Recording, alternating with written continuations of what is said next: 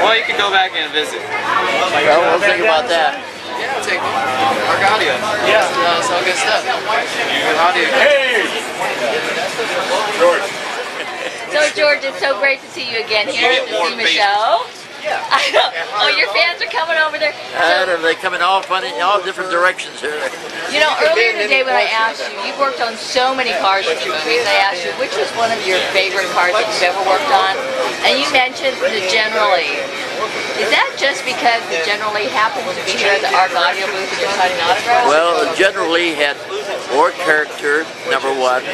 Number two, it lasted longer because it had a great cast with John Snyder, who made it really explode. And he loves that car. And he was, actually this car here is one of the cars he worked on.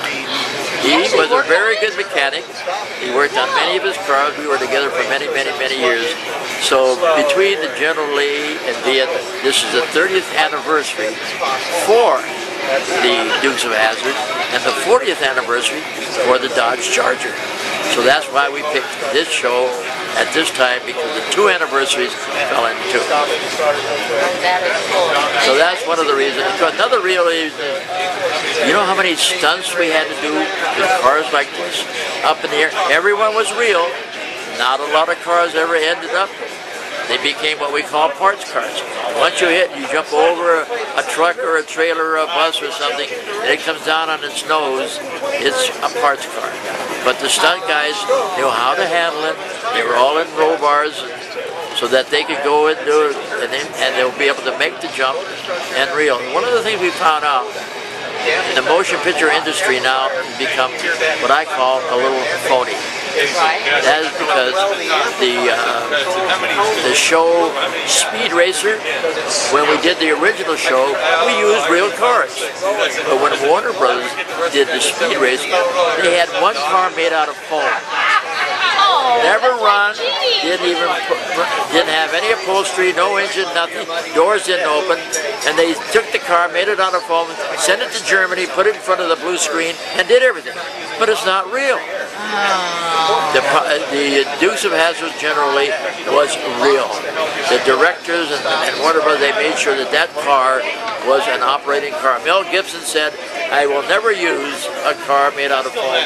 If you're going to do a stunt, I want my real stuntmen driving the stunts on the freeway. If they have to crash it, if they have to jump it, if they have to spin it, they want it to be real. And that's the important thing about our stunt creators, that they were real people that made real cars do what you want to see on film. So was there only one Generally car? No, regretfully there wasn't. I would say when we did the movie there was 21, we have 5 left. Okay. We wrecked a lot of them, but they did more stunts than they ever did in history. We jumped over more trucks and trailers and crashing into walls than it's ever done in history. But it was worth it because it was real, and we still made the show work. Well, there's nothing like the real thing. That's right, huh, George? Yeah. Sometimes you last and sometimes you don't. But the main thing is you do it, and you do it with the technique of what a stunt driver can do in handling a motor car to do stunts. One of the things is we're here at the ARC audio booth. Did ARC do some audio work for the Generally? The ARC audio is fully equipped with all the Generallys because when we had the sounds going, we wanted the sounds to be photographed and also heard on screen. If you have the regular radio and the regular system, you couldn't hear it if you were really jumping. So with the sounds that ARC audio has, with the thumpers and things like that, now you're able to hear the real thing happening. Well, that's pretty cool. Yeah. Well, that's because when the show was created, it was created to be real. It wasn't created to be a foam or a dubbed-in sound. You could do that easily, or through the computers they could do anything they want. They wanted it to be a real show. Now I noticed there's a box next to you and it says ARC Audio, the Barris Edition. What exactly is that? Well, I've created a new sound system for ARC Audio, which is going to be called... Oh, thank you. You're welcome. It's called the Golden Sounds. That means we're not looking at big blasting sounds of music. I want to hear music as music. And I've taken the golden sounds with the ability of how they make that happen through this new system here. with the speakers and the box and also the thumbers. And that's what I wanted. I didn't want to have it where the music was blasting so much it makes you shake. You want to have it where you want to enjoy the music and still get the sound and still get the belligerence that it has that we need. And that's why I worked with the whole group here at Arc Audio to get our sound system to be real, like the cars are real. Oh, that is cool. Now, is that available right now? I think they are available right now. It is? I think they're just coming out. So we do have that, yes. Okay. And of course, for more information, where can they find it on the internet? I think, how do they have that? Is it arcaudio.com? Arcaudio.com, yeah. And of course, George, since you're always working on cars for movies, where can they find out what you're up to? What, my what? Where can they find out what you're up to? You can just click into Barris.com, and we have a good history. My family created our system, our website, so you'll be able to see the many celebrities. We just finished Jay Leno, and there goes Mr. Hot Wheels. Very good. He's created the Hot Wheels.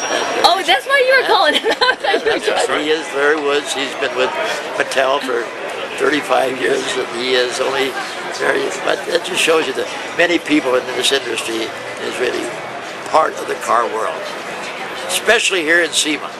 This is the mecca of the car world, and I mean the world. I'm not just talking about Vegas or Southern California, I'm talking about our world. People come from all over the world to SEMA to see what's new in the automotive industry. And what's interesting about this is that when you go through the halls of the South Building, Central Building, North Building, you're looking at product that you can have today. When you go to my days when I pioneered, we didn't have those products. We had to make everything. You wanted a grill, we had to make it out of tubing. You wanted to go ahead and make the upholstery, you had to go to Tijuana, Mexico and have it made. We had to do everything by hand. When you wanted to chop a top, we had to use hacksaws. When you wanted to do work for Siemens, you had to use lead.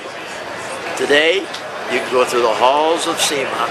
You can get whatever you want. I don't care if it's from knobs, wheels, hubcaps, grills, upholstery, whatever you want, you can find it here at SEMA.